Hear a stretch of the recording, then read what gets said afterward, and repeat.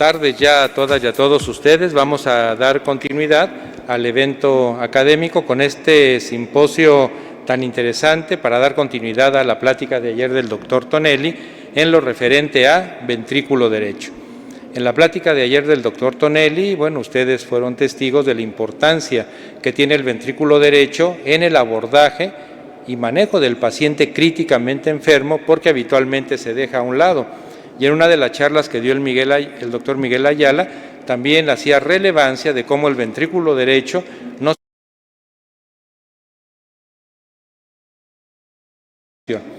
y cuando se habla de respuesta a líquidos, un tema ya muy conocido y trillado en la medicina intensiva, bueno, se habla de todo menos del ventrículo derecho, y ayer el doctor Ayala claramente nos dijo el por qué hay que tomarlo en consideración. Entonces, doctor Tonelli nos dio una charla magistral de lo que es el VD, de esta relación también y coordinación ventrículo, tener temas también de mucha actualidad e interés para nuestra práctica. Y bueno, por la presencia de distinguidos profesores internacionales como el doctor Tonelli, pero también por la presencia del maestro, el doctor Eulo Lupi. El doctor Eulo Lupi es uno de los grandes íconos de la medicina mexicana. Él trabajó y sigue trabajando en todo lo relacionado a enfermedad cardiopulmonar, sobre todo lo relacionado a esta interacción ventrículo derecho-pulmón en diferentes escenarios, experto en pericardio y en enfermedad pericárdica y también en síndromes coronarios agudos. O sea, este simposio se viste de gala por la presencia, maestro, de usted y de todos los profesores del mismo. Y vamos a iniciar con la plática del doctor Tonelli, que nos va a hablar de nuevos conceptos y actualidades en la fisiología cardiopulmonar. Doctor Tonelli. Muchísimas gracias por la introducción y la invitación. Voy a hablar una charla muy práctica. No tengo ningún conflicto de interés. Los objetivos son describir las limitaciones de las mediciones hemodinámicas tradicionales en su relación con la circulación pulmonar y el ventrículo derecho. También presentar nuevos e interesantes formas de evaluar la circulación pulmonar y presentar dos condiciones que son frecuentemente vistas en la terapia, pero que son poco reconocidas. Como actualización, uno de los documentos más importantes que acaba de salir es las nuevas definiciones de hipertensión pulmonar de la Sociedad Europea, donde antes se había bajado el nivel de la presión arterial pulmonar media para definir hipertensión pulmonar de 25 a 20, y ahora se ha bajado la resistencia vascular pulmonar de 3 a 2. Para definir lo que se llama hipertensión pulmonar precapilar. Para todas estas definiciones de hipertensión pulmonar o cuando tenemos una hipertensión pulmonar precapilar, necesitamos medir la presión, la media en la arteria pulmonar, la presión de enclavamiento y el gasto cardíaco. La presión de enclavamiento y el gasto cardíaco son las dos mediciones que están sujetas a la mayor cantidad de error. La presión de enclavamiento necesita estos 5 criterios para estar seguro. Uno, cuando está en la terapia o en la sala de cateterismo, hay muchas veces que la presión no es apropiada porque tiene que ser menor que la presión diastólica pulmonar. El trazado tiene que ser compatible con la presión de Wedge, con la onda A y la B. Tiene que estar enclavado el catéter si uno tiene imágenes fluoroscópicas. Si uno hace un test de flash, tiene que tener una respuesta adecuada, y si uno retira sangre de ese catéter que está enclavado, la sangre es arterial porque proviene de las venas pulmonares y de la aurícula izquierda. Este es un paper que publicamos en Chest, donde muestra que hay veces que se necesita distintos grados de inflación del balón de la arteria pulmonar para obtener una adecuada medición, como se puede ver en el asterisco con la onda A y la onda B. Esto es una imagen que demuestra que cuando uno desinfla el balón un poco o lo infla a la mitad del volumen, el catéter se puede enclavar mejor en un vaso probablemente más distal, teniendo una perfecta oclusión. Uno de los problemas que normalmente médicos que trabajan en la terapia tienen es el riesgo de inflar el balón y con la posibilidad de romper un vaso arterial pulmonar o generar demasiada resistencia al flujo en pacientes donde el ventrículo derecho está fallando. Hicimos este estudio donde vimos que inflar el balón en la arteria pulmonar a su máximo tamaño, que normalmente es 1.5 centímetros, milímetros, 1.5 centímetros de aire, no trae realmente ninguna complicación y solamente aumenta la presión en la arteria pulmonar por 1 milímetro de mercurio. Obvio en forma temporal, ¿no? La medición del gasto cardíaco también es muy importante. Las guías en general sugieren medirlo por termodilución o a través de gasto cardíaco por FIC medido.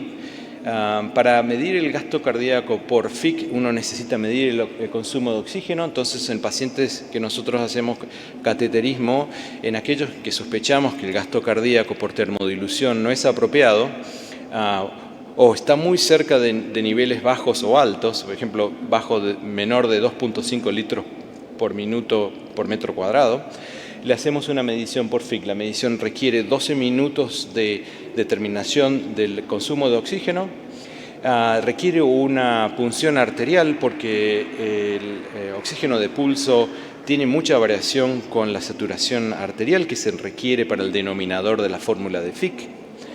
Y hemos hecho un estudio donde demostramos que puede haber una diferencia de hasta 1 litro por minuto por metro cuadrado cuando uno utiliza el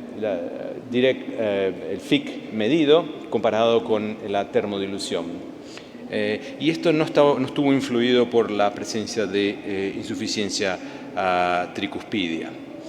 Entonces, en pacientes en los que uno puede marcar una diferencia, en que el gasto cardíaco puede estar en el límite menor de 2.5, donde pequeñas variaciones son importantes, uno podría considerar realizar un cardiacapull con FIC. Para la determinación del consumo de oxígeno, el paciente no puede estar recibiendo oxígeno más de 60% porque las determinaciones son inapropiadas. Hacemos las determinaciones siempre que se pueda al 21% de oxígeno a aire ambiente, pero si el paciente estuviera en oxígeno hay que hacerlo con un tanque de oxígeno que es el 30%, que requiere unas mediciones especiales. Pero para la mayoría de los pacientes se hace al 21% sin problema, porque es un periodo corto de 12 minutos nada más. Otra medición importante es la medición del oxígeno, el porcentaje de oxígeno en sangre mixta que se obtiene de la arteria pulmonar. Y esto es un buen marcador no solamente del transporte de oxígeno, pero de la extracción de oxígeno tisular. Entonces, uno, como podemos ver acá, mientras más bajo sea saturación de oxígeno en la sangre mixta, peor es el pronóstico de los pacientes y en nuestro estudio por lo menos fue mejor que solamente la medición del índice cardíaco. Hay pacientes que tienen saturaciones arriba del 65%, que sería normal, y tienen gasto cardíaco disminuido. O sea, no hay una buena correlación entre el gasto cardíaco y el oxígeno mixto venoso. El oxígeno mixto venoso provee un poco más de información, porque no es solamente el transporte, sino también la extracción.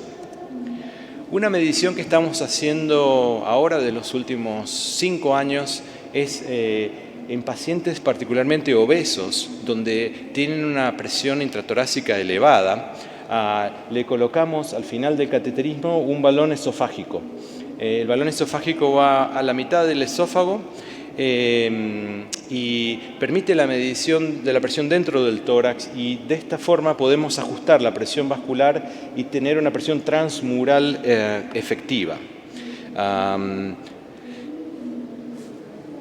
Esta es una determinación, por ejemplo, de la presión arriba wedge de enclavamiento y la presión esofágica abajo. En este paciente, la presión esofágica es 6 al final de la expiración y la presión de enclavamiento es alrededor de 17 al final de la expiración. Cuando uno ajusta esto, la presión real ajustada es de 17 menos 6, 11 milímetros de mercurio, que sería normal. Pasa de tener una hipertensión pulmonar postcapilar a no tenerla.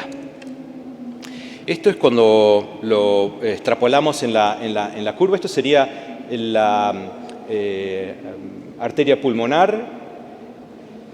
Esto es la presión esofágica en el paciente.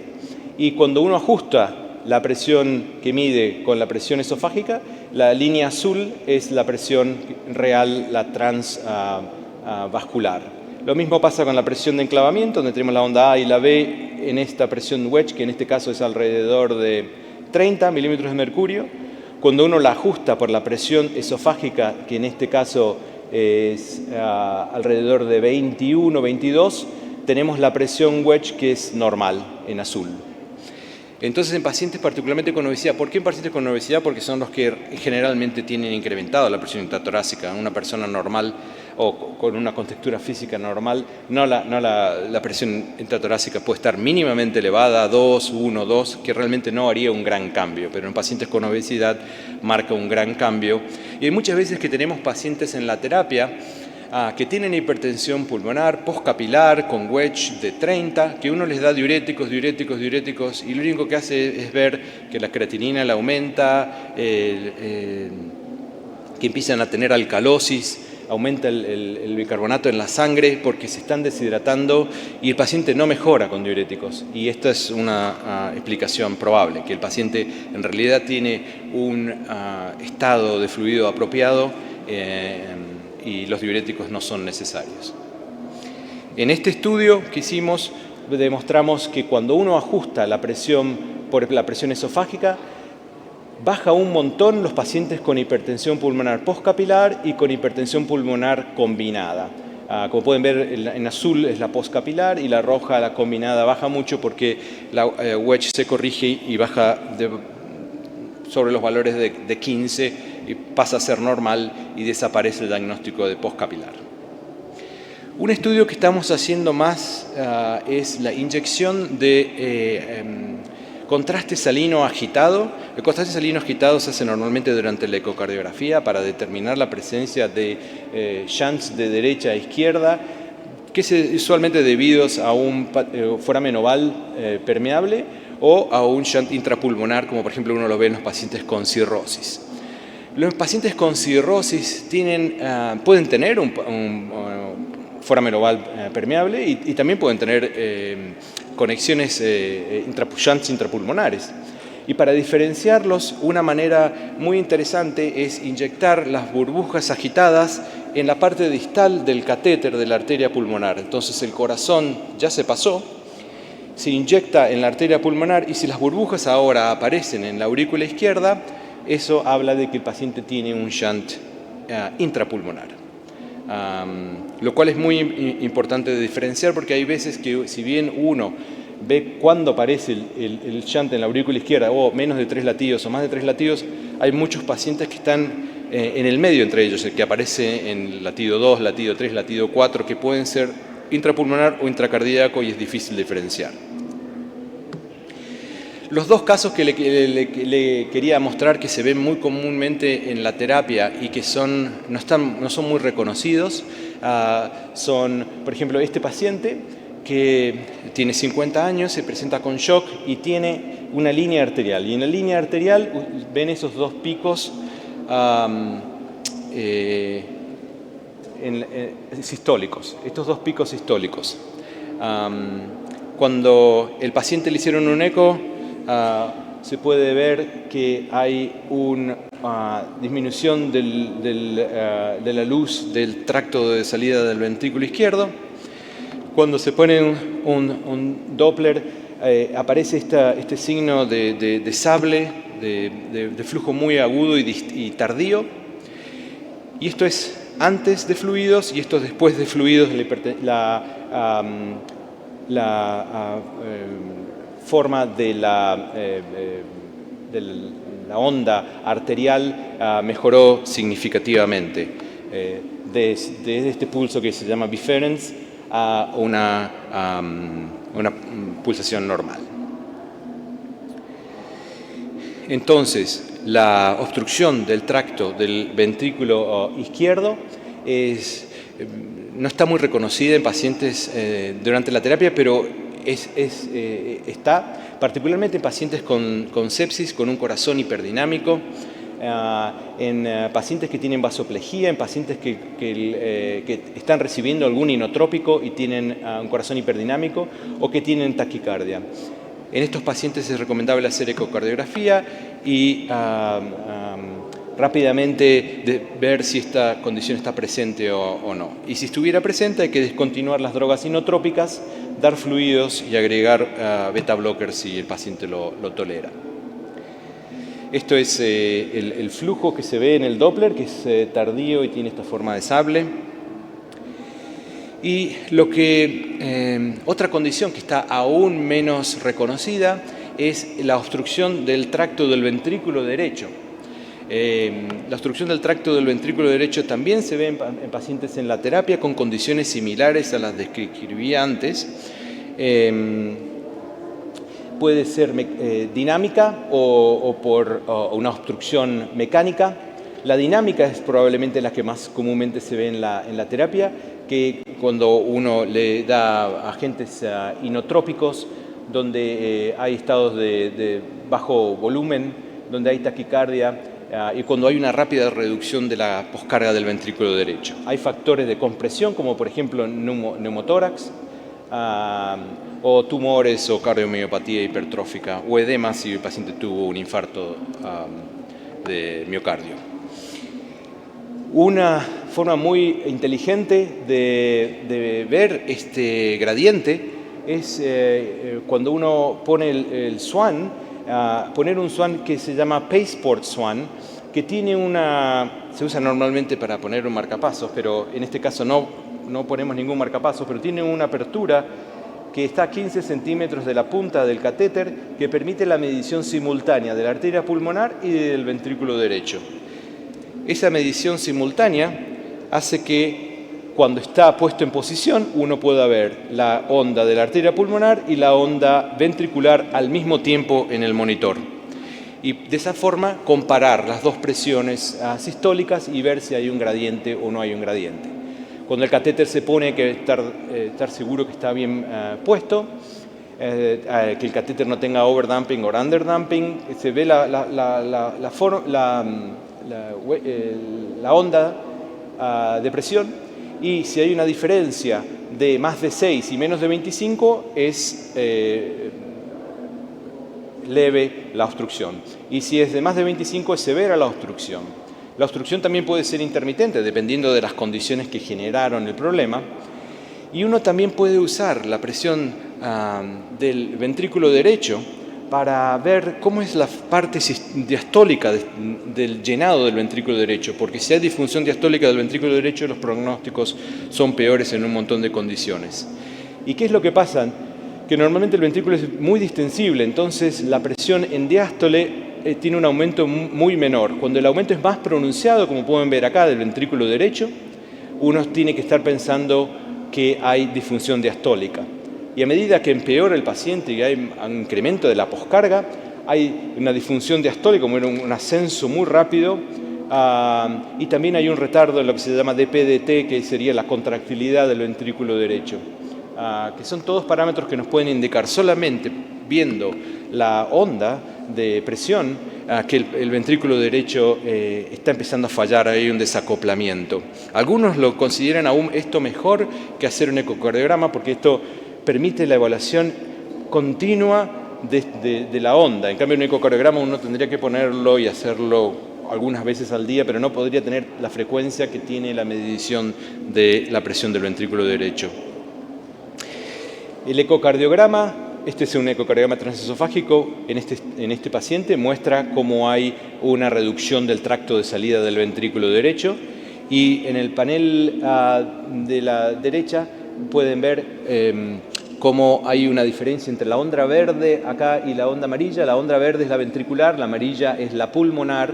Hay un gradiente de 20 milímetros de mercurio y cuando le dieron beta-bloqueantes a este paciente mejoró y se corrigió y pueden ver la onda verde y la amarilla superpuestas, como sería lo normal.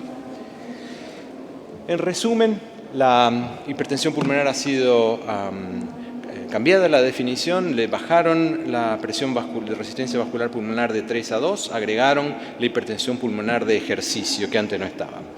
Hay que hacer una buena determinación de la presión wedge y del gasto cardíaco porque de eso depende la caracterización de hemodinámica del paciente. En pacientes con obesidad, considerar poner un balón esofágico para poder corregir por el incremento de la presión intratorácica. En ciertos pacientes en los que uno sospecha causas de hipoxemia y no queda claro, considerar hacer un eco con burbujas, y ese eco con burbujas también se puede usar en la parte distal del SWAN. Y en pacientes que están en shock en la terapia, es importante estar seguros que no tengan obstrucción de los tractos del ventrículo izquierdo y del ventrículo derecho, porque si reciben inotrópicos va a empeorar. Y eso sería todo por hoy. Muchas gracias.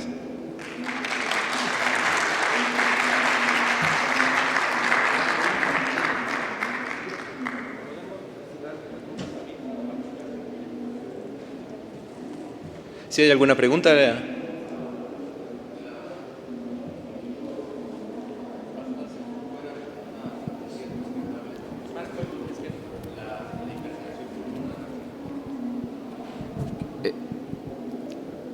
Tengo varios pacientes que acuden a consulta post-COVID con sensación de falta de aire. Ecocardiograma normal, prueba de función respiratoria normal, no tienen fibrosis pulmonar, pero tienen disnea. ¿Qué papel juega el ciclo de ejercicio invasivo actualmente en este tipo de pacientes? El ciclo de ejercicio invasivo es algo que está explotando en mi institución porque hay muchos pacientes, particularmente después de COVID, que tienen falta de aire y la razón no se conoce. Pueden tener un poquito de obesidad, un poquito de EPOC, pero siempre lo tuvieron. ¿Y por qué ahora les falta el aire? Lo que hacemos después de, obviamente, hacer estudios básicos como el ecocardiograma o una espirometría es ponerlos a hacer ejercicio con una máquina para medir la función cardiopulmonar. Y lo que estamos detectando en exceso es disfunción autonómica, donde las venas de las extremidades no reciben una apropiada inervación y el flujo y la precarga al corazón no aumenta como debería durante el ejercicio, entonces el gasto cardíaco no aumenta y eso termina generando una sensación de falta de aire a los pacientes, una sensación de que no pueden más progresar en el ejercicio porque el gasto cardíaco llega a un plató y no sigue aumentando porque no recibe el corazón la suficiente precarga. Eso es algo que si uno no hace este estudio invasivo es imposible detectar, porque necesita tener las presiones, que ve que la aurícula izquierda, en vez de subir con el ejercicio, baja y se va a valores negativos, -4, menos. El corazón está tratando de llenarse con presiones negativas. Y eso se puede notar, pero tiene que ser durante el ejercicio, porque si está plano, las presiones son normales. Es solamente cuando se sientan que la sangre por gravedad va hacia las piernas y no puede volver porque tiene esta disfunción autonómica. ¿Alguna otra pregunta o comentario para el doctor Tonelli? Doctor, felicitarlo por su plática excelente y justamente retomando el ventrículo derecho que anteriormente se conocía como la cámara olvidada, ¿no? Y si bien ahora afortunadamente en esos foros nos permite entender más, pero realmente una cavidad que es fundamental y que tenemos muy claro que una vez que el ventrículo derecho se afecta, por supuesto que incrementa la mortalidad en cualquier padecimiento del cual presentemos. Ventrículo izquierdo, problemas pulmonares, problemas vasculares propiamente. Entonces, una pregunta en relación a esta condición hemodinámica que vemos en relación al índice cardíaco, al gasto cardíaco, la saturación venosa, y que de pronto no correlaciona con la función, ¿no? Mucho lo que vemos en hipertensión pulmonar, sobre todo en el escenario del grupo 1, es pacientes que tienen aparentemente una función adecuada y una hemodinámica no del todo normal, un ventrículo derecho no normal. Pregunta, como recomendación, un paciente que vemos funcionalmente y tal vez ecocardiográficamente también con una disfunción no tan severa, la recomendación en ser más invasivos, en hacer un cateterismo inclusive y poder determinar sus parámetros para dirigir conductas. Me refiero en general a todos los grupos de hipertensión pulmonar o de condiciones que afectan el ventrículo derecho. ¿Qué recomienda? Esa es muy buena pregunta. Si está en este grupo de pacientes que no mejoran, en general, nosotros nos pasa que 1/3 de los pacientes andan bárbaros con hipertensión pulmonar. 1/3 mejoran un poco y 1/3 no terminan nunca de mejorar. Si bien por ahí la presión es un poco más baja, ese es el problema con el desacople. Se está empezando a hacer más y más, nosotros lo estamos empezando a implementar estas curvas de presión, volumen, para ver qué está pasando con ese ventrículo. La fuerza, la efectividad de la contracción se relaciona con la resistencia vascular, o están generando un poco menos de energía de la que se necesita para este trastorno vascular. Una cosa que también se podría hacer sería hacerlo con ejercicio, porque con ejercicio el ventrículo derecho tiene que mejorar. Hay algún concepto que se llama reserva de contractilidad del ventrículo derecho. Estaba muy interesado en un momento darle en algunos pacientes ya los hice, de darle dobutamina al paciente para ver cuánto el ventrículo derecho mejora. Si el paciente tiene hipertensión pulmonar severa y el ventrículo derecho está muy afectado, no va a aumentar nada cuando uno le da dobutamina. Lo mismo pasa con el ejercicio. Ese ventrículo derecho si bien parece que funciona normalmente con el ejercicio, el gasto cardíaco no aumenta, la función del ventrículo no mejora con el ejercicio como tendría que ser normalmente. Normalmente tendría que mejorar con el ejercicio. Entonces uno podría o hacer un ejercicio o hacer estas pruebas del bucle de presión-volumen, o considerar la administración de dobutamina para ver si hay reserva de contractilidad del ventrículo derecho.